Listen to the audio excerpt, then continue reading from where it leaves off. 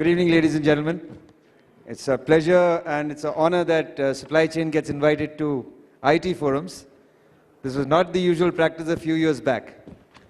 Since morning, we have been hearing of a reorientation or transformation that's already been taking place.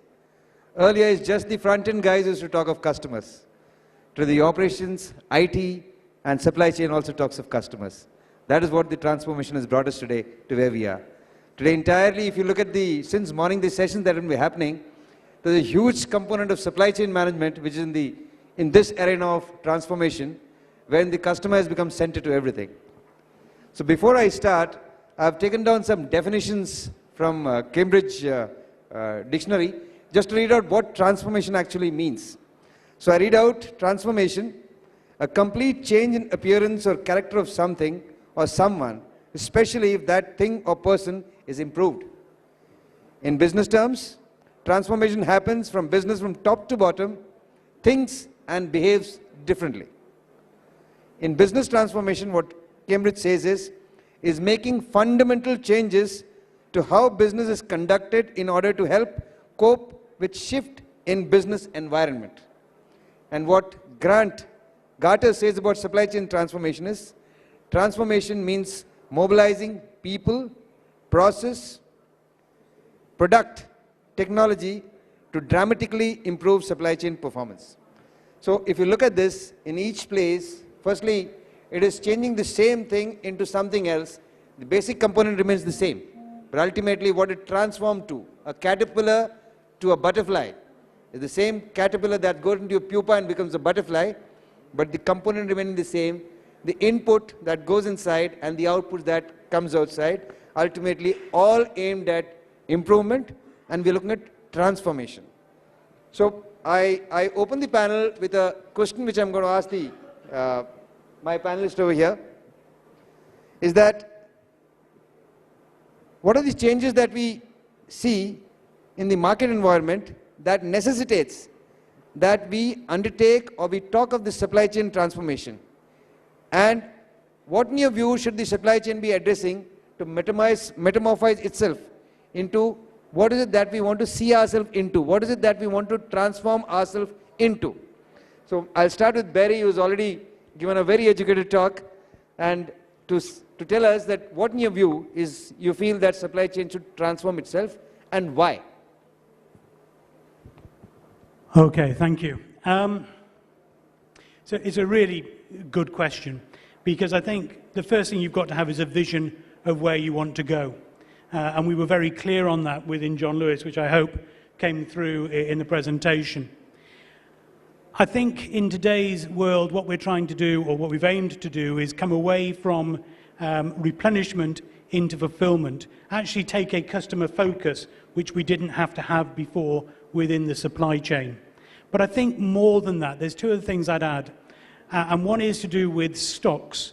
And stocks are expensive. Our investment in inventory is extremely high. It runs into many hundreds of millions of pounds. So anything we can do to reduce that stock inventory through accuracy, through pooling stock, through making sure the right stock is in the right place, has to be the right direction of travel, but also productivity and efficiency, and actually reducing our costs as well, because fulfillment is expensive.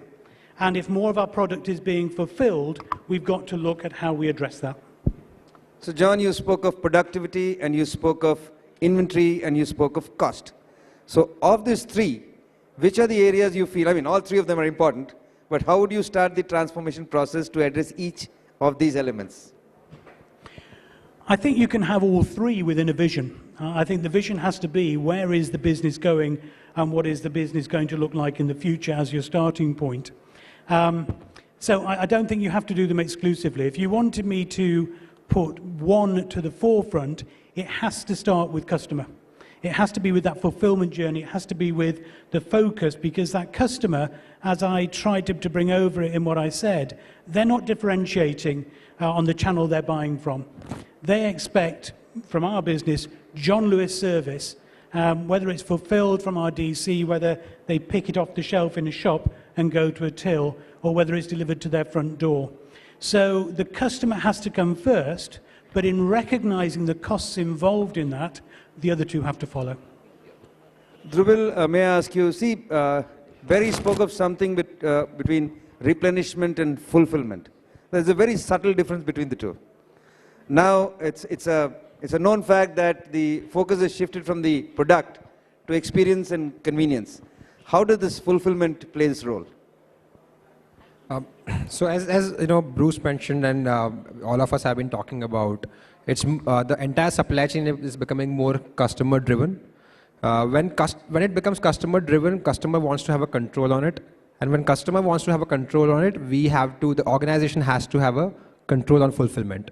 How exactly that can happen is with a couple of factors. What I would like to highlight would be number one is visibility. As of now, most organizations that we see in India or outside India, they have a little bit of firefighting in their day. They still don't have a lot of control on their fulfillment. And that is the reason behind that is that they don't have enough visibility into why it is happening. So as we get more visibility into the warehousing part, onto the last mile fulfillment part, onto the inventory levels in real time, that's when we'll be able to control it more. When we can control more, we can offer more flexible solutions in a faster way to our end customers, and that's how the end consumer is driving this. So a very interesting example which I was recently sharing is about that the food company. It's a very small food startup, but what they have done is that they have tried to mobilize the fulfillment across the city, right? So if there's a customer who wants to get X things ordered, he would be able to see various mobile trucks, moving trucks around his location, and then he'll be able to see the inventory levels and what's available, what's not available, and what are the ETAs on how he's going to get it. And once he orders, where exactly the truck is and in how much time it's going to get to him. And then, of course, how much it's going to charge him, cost him. So that kind of control is being given to the consumer, and that kind of control now companies are trying to get over their own supply chains by making them more flexible and more tech oriented as well. So yeah, I think that's what I would like to say. So I'll tell my once we go through this first round of questions, I'll also request my panelists that we'll try and address the question that where we want to reach to and where this transformation is supposed to come to. So that's something which we need to address. So Mr. Agrawal, he talked of visibility, and he talked of the visibility from warehouse to the customer. How important do you think is the visibility in the chain behind this? In fact, whatever we have been talking about, it's, a classic debate of push versus pull. In the sense, it's all customer driven. Customer decides what he wants. And see, all the decisions, be it in back end or front end, as I see, there are mainly just three trade-offs in the supply chain. It is speed, cost, and quality.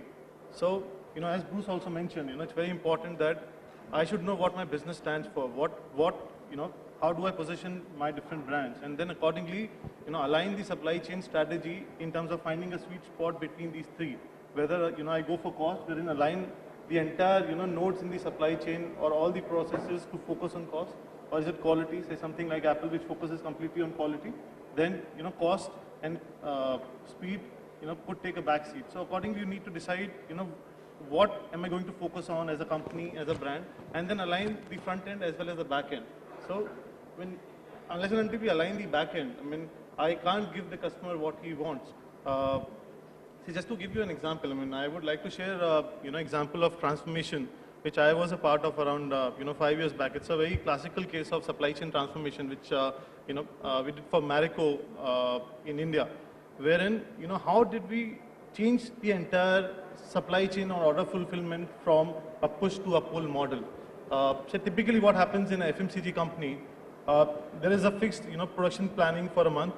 It services distribution centers, depending on, what is the offtake of different centers. Then I service the distributors on a fixed day in a week, say maybe 2 days in a week, 3 days in a week. And then the salesperson goes to the market, collects the order basis, the inventory which is there at the distributor, and he services the next day. Now, there are a lot of issues with this model. One, I am doing the production planning, so my planning horizon is 1 month. So, it's so dynamic that, something changes tomorrow because of, some other competitor not, having to supply my demand going up, or some other issues in my, markets, which will impact my demand. It can go up, it can come down. So what we did, see, the salesperson would go collect the unconstrained demand in the market, wherein he is not restricted to distributor inventory. He will just collect. Then there is a patch in SAP which transfers the orders to the DC, and the DC every day services the distributor at a retailer pack, wherein they will kind of say pick at a unit level and service the distributor whatever he needs on that day. So there are a lot of benefits of this model. One, say I capture the unconstrained demand in the market. So typically the smaller selling SKUs, the C category SKUs, and new product launches. See, earlier the distributor won't invest in all the products. Now, say since I'm sending in units, so if he needs 2 units, if he needs 3 units, I'll send in that. So I'm able to service all the SKUs to the distributor. He has availability of all new SKUs, the peripheral SKUs. So as a result, I capture the demand. I have reduced the inventory of the distributor from 8 days to less than a day because I am servicing him daily. And at the same time, it really helps in terms of the efficiency at a distributor because I can aggregate the distributor, I can focus more on the serviceability to the retailers, I can service them more frequently. So, end to end, it really helped in terms of one, improving the sales growth of smaller selling SKUs and the new product launches which were there. And as a result, this served very well in the long run, and this gave more than 25% growth to the new product launches and also, to the C category SKUs, which really helped the company. So again, this would not have been possible had we not done the, back-end integration. So whether it's replenishment or fulfillment, see, it works only when I align my warehouse process to that. Or, you talk about any e-commerce company, unless and until they have, really world-class warehouse processes. As you also mentioned, when I won't be able to service that demand or meet the expectations of the customer. So it's really critical. Nitin, you talked of a transformation wherein you changed the thinking of the company of supplying in case lots against supplying in eaches. So that is a transformation of thought, and then which got implemented in various ways. Like, there was a cycle which was drawn out in Barry's presentation. So you had a thought, aim, which he called it, which had various steps in it, which finally transformed, and the transformation results where you said that you had 20 increase. So I would like to ask my friend over here, who is into automation, so what are the factors that actually mar or make a supply chain transformation successful? What are the factors that make a supply chain transformation successful? So I think once you decide what are you transforming towards, you have a plan laid out, and whatever are your goals in terms of, let's say, speed improvements or cost improvements or quality improvements, if you've met those goals, then you can say that you have transformed. But like you said, transformation is a big term. It's a 10-year, 15-year long term, and it generally takes a while for organizations to transform any function of theirs, especially supply chains, which cuts across so many stakeholders, and there's a lot of change management required. Now, I would like to draw a little bit of analogy to the kind of planning that happens in the organization. So generally the planning happens at a strategic level, tactical level, and an operational level. And my view is that the strategic planning life cycle is continuously reducing as the product life cycles are getting shorter, and as the customer expectation is getting larger, or customer is expecting more and more out of the supply chains. So to give you an example, if a customer went into a store, let's say 5 years back, and if a particular SKU was stocked out, he would probably go for another SKU, or he would walk away saying that, okay, the SKU is not available. Today he would ask the questions that, okay, do you have it in another store in the city? Or do you have it in another store in another city, and can you fly it in? Or do you have it in your warehouse, and can you have it shipped to my home? Now all of these questions have come up of late, and that is resulting in a need to transform the supply chain and to make us respond to the customer's need. These questions were not there earlier. That is the reason that the supply chains were the way they were. Today we need to really change the supply chains to be able to respond to this customer's need. Thank you, Vineet. There are 2-3 aspects. One common aspect which Barry brought out, Nitin brought out, and even you said, is about the cost. Now, what Vineet says is that when the customer demands, you have to produce. And that's what is expected out of the retailer. Now, how do you manage the cost element? Are you going to service him at the cost of cost, or are you going to service him at the cost of experience and convenience? Barry? Thank you so much for that question. I think you have to be aware of the market in which you're trading. You have to be aware of your own capabilities for now and what your future capabilities are. And I think our starting point would be you never overpromise and underdeliver. And I think Black Friday is a really good example of that, that in 2014, many UK retailers got caught out and took orders they couldn't fulfill within the right timescale. So the first thing is promise what you can do. In terms of proposition at all cost, no. So within the UK retail market, click and collect is very popular at the moment. Some companies are moving to midnight cut-off to deliver to store the next day. Our distances are very different. For John Lewis, the furthest we go to is 500 miles. So it would just about be doable. But we've got to look at whether there is profit in there, whether we will gain sales from it, or whether our customers actually are quite happy with what we're offering them, which is an 8 o'clock cut-off. So we don't have to follow the race to the bottom. We have to find out what is right for our customers, what they expect. But I think we should beware of doing what everybody else is doing just because they're doing it. So Amazon is a good example with Prime. There are some areas, some conurbations with some SKUs where they will deliver within an hour. Are we looking to follow that as in an aggressive way? No. Would it cost us a lot of money? Yes. And finally on this, I'd say that on click and collect is a good example.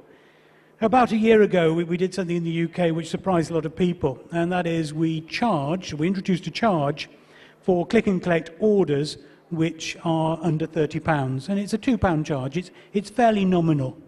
But a lot of our competitors were very surprised. Some were quite grateful because we were putting a line in the sand and saying, this is unsustainable to be sending. We have an inventory where the cheapest items are under £1, and it's unsustainable for us to pick those, pack them, and send them for next day delivery all around the country. If you want that, you're going to make a contribution. Where that will go in the future for the industry, I don't know. But certainly 1 hour delivery, same day delivery, and the like, I wonder whether there'll be a point in the future where customers start contributing more. Barry, I take your point, but I will, at the end of this session, I'd like the audience to tell me that what would be your expectation from the retailer, because we do find, it's in this forum of retail, I'm saying that customers have become demanding.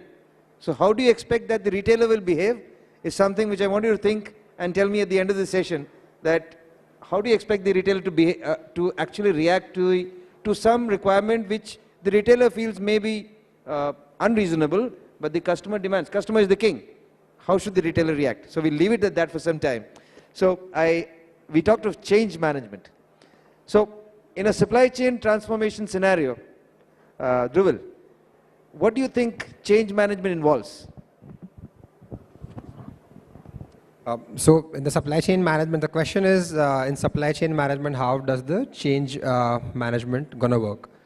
I think that this is the most difficult and the most sought after question, because change management is gonna not only depend on your process and your technology, it's gonna more depend on your people, and it becomes more of a cultural change management than anything else. So we also, we are helping a lot of. So we are a tech company, and we provide software products for logistics management, supply chain transformation, and so on. The biggest hurdle we face is the adoption rate and lack of training and lack of awareness, right? So it's at the top level, at senior management, even at the mid management in most organizations that we work with, they are all aware that, okay, this is something that has to happen. This change has to come, so they are ready for it. But people who are the real users of it, who are maybe the drivers or delivery boys or the fleet owners, are they happy with it, or are they looking at it as a real value add? That becomes the question. How it can actually be done in a better way is to decentralize the control. So right now what majority of the companies have is a central control over the supply chain, and the voices of the users are not always heard of, and that their challenge is always people know, but there's no action which is immediately being taken. What can be done in terms of change management if the decentralization of power and two-way communication happens from top to bottom, from users to decision makers and to end consumers, it would actually work out very well. And best example is Uber, right? In a consumer world, they did not keep, so whenever they are disrupting this cab industry, they allowed the communication between the end consumer and the cab driver to be open and very, very decentralized. So the cab drivers themselves talk to the customer. They give full visibility onto where they are, when they're going to come, what are the challenges they face. Customer also knows what the challenges the driver is facing, and it gets automatically settled there and then. And customers' expectations, even if so my Uber, even if it's 5 minutes late, I know why it is 5 minutes late, and I'm okay with it. So that's how you can actually bring about a change in customer. You can set the real standards for customer. You can give full visibility. Customer will also not make unreasonable expectations because they know what challenges you are going through. And if at all there are challenges, they can figure it out at the very, very ground level itself. And there's no need to actually bring about a revolutionary change across the organization and all. So I think it's more about giving visibility to customer, giving control to the users of your own company, and of course, expect them to ultimately adopt to that change in a gradual manner, so that they believe in that change. They know how it's going to impact them and the user. The moment that happens, I think it automatically takes care of it. So I'll ask you, Vineet. You see, today we are employing we employ categories of people who may be low or undereducated to some extent, drivers who are not educated, not trained in the particular kind of experience we want to deliver to the customer. Here is where the actual change has got to come, because these are the people who actually touch the customer. At the middle level, at the senior level, we don't touch the customer. Say you're doing a home delivery or a courier delivery. At the time when this person actually approaches the customer is a moment of truth. All that we have been talking of our experience gets delivered at that moment of truth when we're actually touching the customer. So how do you think this particular change can be addressed?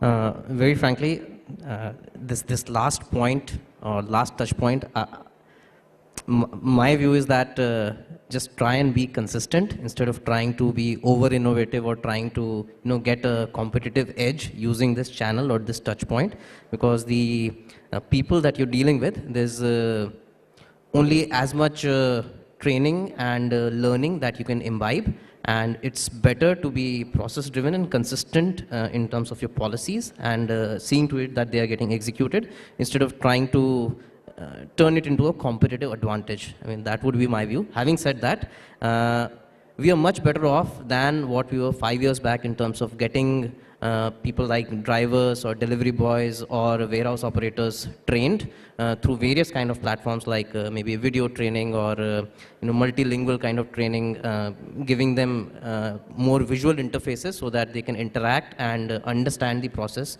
much better than what they could do 5 years or 7 years ago. And I would just like to add to the first question that you asked in terms of cost for cost. So, I mean, I'm a big supporter of that. So, erstwhile, I think a lot of investments in terms of long-term ROIs have gone into, let's say, setting up a manufacturing plant or setting up a, launching new stores which will break even, let's say, in 5 years' time or 7 years' time. But supply chains generally are a percentage of revenue, and they are generally considered OPEX driven. And there's not a lot of capex that goes into supply chains, at least in this part of the world. I mean, I'm sure there's some investment that happens in the other part of the world. And I definitely see a shift which will happen in terms of people making more investments towards automation and equipment, investing in equipment which pays off over a period of time so that you incur cost upfront, but in the long run, you are OPEX light. Vineet, still being with you, I think that John Lewis warehouse will be your dream project. Do you think we in this country we are ready to take on such a kind of project, and maybe by when? I would not say it's a dream project. We are already executing the kind of projects that you just saw in the video previously. So those are the kind of projects that we are executing right here in India as we speak. Very nice, excellent. So I'd just like to add one point to the question you asked. See, I think if we have to bring the change at the grassroots level, I think that is possible only through making that culture in the organization where I really, treat my customer, really, as a king.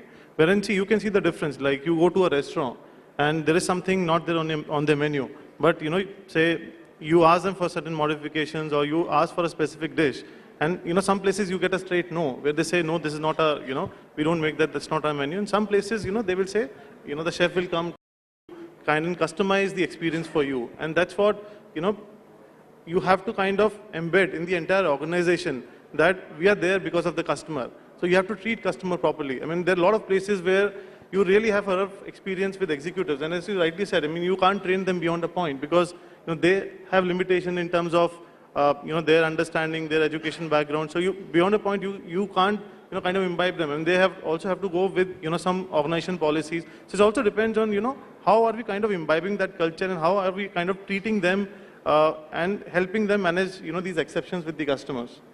So we got 3 very young guys and 2 young guys in this panel. So I'll ask the very young guys, don't you think it is time that we actually start changing the way we think of how supply chain execution takes place?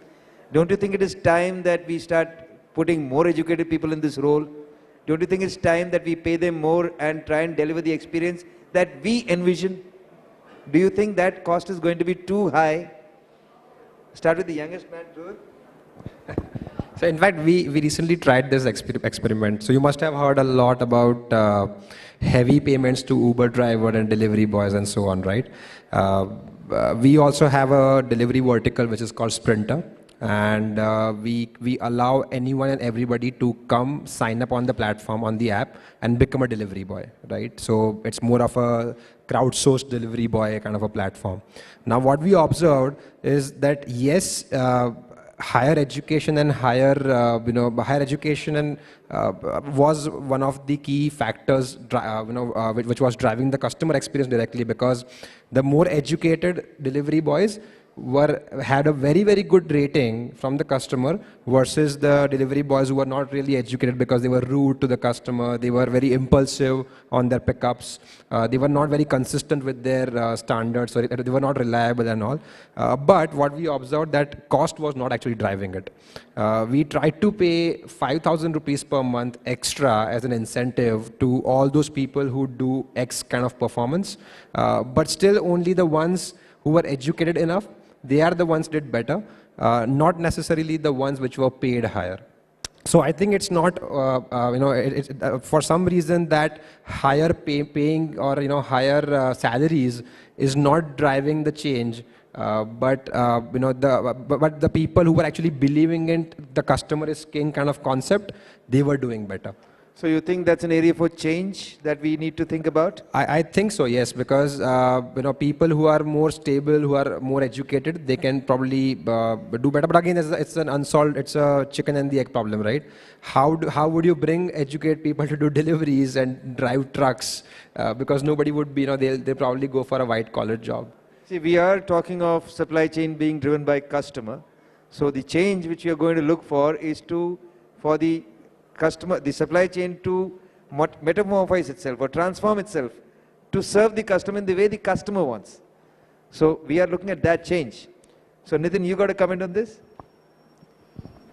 See, I think it's to do with the entire education system and how supply chain fares in the organization. Because I have been a part of campus recruitment, and when I'm surprised that a lot of people don't pursue operations supply chain as a career. That was the thing in 2005-06, and I'm seeing a change because see, it's also to do with what's a career option that people have. I'm not talking about only people on ground. I'm also talking about the entire supply chain function, because till 7-8 years back, 10 years back, it was looked at only warehousing and transportation. But it's only now that the people in supply chain, they're growing within the organization and they're really getting at a CXO level, and that's what kind of drives the change. Because people aspire to get into that function, which wasn't there, till 7-8 years. So I see, more and more people with, good, experience, background coming into supply chain function now, and things are definitely, moving on a good track. in next 4 to 5 years, we'll see change wherein people who have been who have joined this function in the last 3-4 years, they will certainly move up the ranks and do better for the function. So you see, what we are coming to is that the person who will drive this change perhaps is the leadership. So, Vineet, what should leadership role be? How will the leader influence the transformation? When you're talking of going for a higher quality of delivery, which doesn't essentially mean payment more, but better quality, that will involve training, that will involve resources, that will involve maybe painting all your trucks once again. So how does the leadership, what does the leadership play a role in this? Well, first things first, I think leadership has to start getting more and more involved in supply chain as a function. So if that is done, I think 50% of the job is done already. From neglected or overlooked to looking at it more closely as to what is happening in the supply chain would orient the organization in a certain direction already. Apart from that, a leader can influence the vision that you're setting up for the supply chain. So let's say in terms of what are the speed, cost and quality metrics that you would want to achieve over the next 5 years. And if that vision is being driven with a lot of intent, and it is backed by a lot of delegation of authority, I think the second leg is covered. And third, what I feel is that in terms of taking risks, leadership can enable the supply chain function to experiment a bit more. Conventionally, supply chains, I mean, once the process is designed, then they run a rigid kind of a supply chain that, okay, this is our process, this is the way inbound happens, outbound happens, warehousing happens, this is the way we will deliver. And exception handling, there are some process notes, and that is the way exception handling gets done. Now, if the leadership encourages the supply chain teams to start taking more risks in terms of experimenting with newer technologies, newer process interventions, newer ways to deliver, newer ways to set up stores, I think there's a lot that can come out which will help transform the supply chain. Thank you, Vineet. If you go back into history and see how the supply chain as a function has evolved, maybe about 5 or 6 years ago, there was no word called supply chain. It was all logistics. After some time, about 4 or 5 years back, the supply chain started getting evolved. And it usually was under the buying and purchasing and the procurement team. There was no supply chain team per se. Gradually, this got consolidated as the supply chain team. And today we find that a function that was back-end earlier has now reached to touch the customer. And the most discussed subject today may it be in a buying session or in a IT session or of course in a supply chain session is the distribution and logistic activity that the companies undertake. So Barry, I come back to you. We've had about half an hour of discussion now. So where do you think we need to transform ourselves to? You talked of cost, you talked of productivity, and you talked of inventory. Yeah. So there are 3 aspects you talked of. And we talked of some change. We talked of adding some cost to improve quality. So where do you think this transformation should lead us to? Well, I think I also talked about customer. And I think it should lead you to, whoever you are, to understanding what your specific customer group wants and identify how you're going to deliver those other pieces behind it. As I say, I really think anybody should be careful of trying to be all things to all men. I think the starting point on this is deciding where you're going, but being very careful not to be siloed about this. Again, I hope what came across is that we had a vision, but technology changes and customer behavior changes during the course of delivering that vision slightly changed the path we took to get to where we needed to be. We got to the right place in the end, but it wasn't where we started out. We started out transforming our supply chain to fulfill or replenish shops. We actually have got a modern supply chain to fulfill customers. So the way we reach speed, one of the ways is what you talked of in your previous presentation is rolling on to an omni-channel method of replenishments and serving the customer. So Dhruvil, is transformation asking us to actually go to an evolved omni-channel? The hybrid gentleman also spoke something beyond replenishments. So would you like to comment on this? No, I think we kind of covered a lot of stuff on that. The only so we are talking about being more consumer driven, right? I think one thing that you had a question in the middle where I would like to add a point was when customers ask for unreasonable things, how would the retail company or any supply chain segment should behave? According to me, I think all the companies, no matter how much we talk about customer experience, it's going to ultimately be impacted by cost, and the cost is going to be capped at some point, versus customer experience. The desire to achieve best customer experience is going to be infinite. So I think we'll have to first define the cost constraints that we have, and then trying to maximize the customer experience within that cost constraints. Because if we, of course, it's a very fine balancing act, but if we start with customer experience, most likely the answer will be like, it's too expensive. Right, and that's where we usually get stuck into, right? A lot of innovative ideas come from top to bottom. Everybody has an innovative idea, right? We should do this, that. A lot of new companies did it. A lot of traditional companies have also revolutionized some of the parts of customer experience. But ultimately, while those 10% of the things happened, 90% of the things got actually failed, and they failed or they got stuck at some point where cost was one of the biggest constraints. So I think if we start with having a cap on it and then decide, okay, how we can maximize the customer experience in this environment, that would probably make more sense. Can I come on that? I think can be quite clever also. I think sometimes the customer doesn't actually really know what they want. I think so. If you say we'll deliver to you all of our assortment within an hour, they'll say, yeah, that's great, thank you, I'd like that, and I'll have it within an hour. But actually, for example, on Click and Collect in the UK, quite a few companies now say, tell us which day you're going to pick up. Rather than everybody delivering for next day, they get the customer then to think about the experience of what they want. Again, you've got to make it. If you say, the customer says, I'm buying it on Monday, I want to pick it up on Friday, you've absolutely got to get it there. But then it gives you a lower cost fulfillment route for you as a business. So I think you should look at your proposition. What are your green options? If there's a social reason that you could put a later delivery in, which would be good for the economy, is there something you could put in there? So I think I think if you give the customer the suite and say, it's all free, have it in the next hour, why wouldn't they choose it? Thank you very much, Barry. Very nicely put. Actually, I think it's the operational front. When you let out a promo saying that 24 hours delivery or delivery within 6 hours, even if the customer doesn't want you to beat it on his head and say, we'll give you in 6 hours. Yeah. So, yes. So, I think that's where a lot of branding can also help out, right? Sometimes, since customers don't know what they want, you can actually brand your supply chain and your fulfillment promises in such a way that they feel like, oh, that's what I want, right? And maybe sometimes that may work in your favor. For example, this, the environmental factor. So some people wouldn't mind if it comes tomorrow, if they actually feel that I am helping the environment in some way. Why not?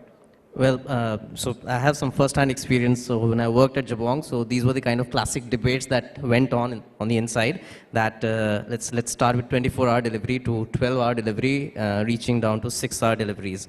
And there were people like me who would debate that, okay, does the customer really want it? And there would be people on the other side who would say that, okay, this would make a good marketing branding exercise. At the end of the day, ultimately, the leadership needs to decide which are the punts that they are going to take. If they've invested in this, I mean, setting up a supply chain which reaches the customer in 6 hours is a pain. It was a big pain, and it really required a lot of resources to be focused towards setting that operation up. Now, whether it gained us the required mileage or not is something that I would not be able to comment on. But what I can definitely say is that at any point in time, the leadership will face this issue that, okay, there are these 10 initiatives which could be taken up, which the leadership can take a punt on. Let's say we'll deliver through drones, we'll deliver in 2 hours, we'll deliver through MBA executives, and so on and so forth. You pick and choose 2 or 3 which align with your business strategy or your gut feel, and then you go with it. If you try to follow suit, for example, I'll give you another example. There was one company which was doing open deliveries for e-commerce shipments for all the while. Now, it was very easy to follow suit for other logistics companies to do that, but they didn't do it. Ultimately, The one company which was doing it rolled it back. So sometimes it comes down to business fundamentals that, okay, whether it is making commercial sense, whether the customer really needs it, what is my gut saying, and what do we think of this idea as a team. If the team puts their bet on it, I think we should go for it. Yeah, before we put the questions to the house, Nitin, one last question. Do you think we should add any more matrices to evaluate where we are on transformation? Are we really serving the customer? Again, linking it to the omni-channel scenario where it's the customer experience across channels. So say for an offline retailer like us, a lot of constraints are actually posed by what other channels are doing, because see, the customer doesn't differentiate whether he's getting that experience, say, in an online scenario or an offline scenario. And to that extent, the matrices or the benchmark automatically goes up. It puts a lot of pressure on the traditional retail as well to kind of give the same experience to the customer.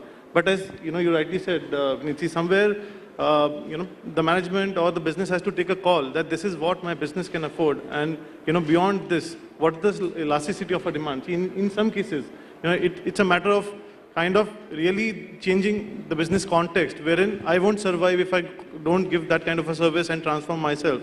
But in other cases, it could just be good to have.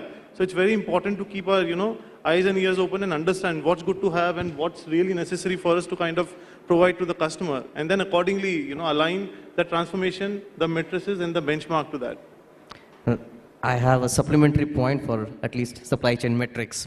So I feel that the supply chain metrics, the way they are currently structured, are very, very poor, in the sense that they have a lot of focus on the team's KRAs and the happy flow. So 96% service levels is considered to be very good if the target is, let's say, 94%. And such is the structuring of the KPIs, and such is the way the evaluation happens of the departments and the organization.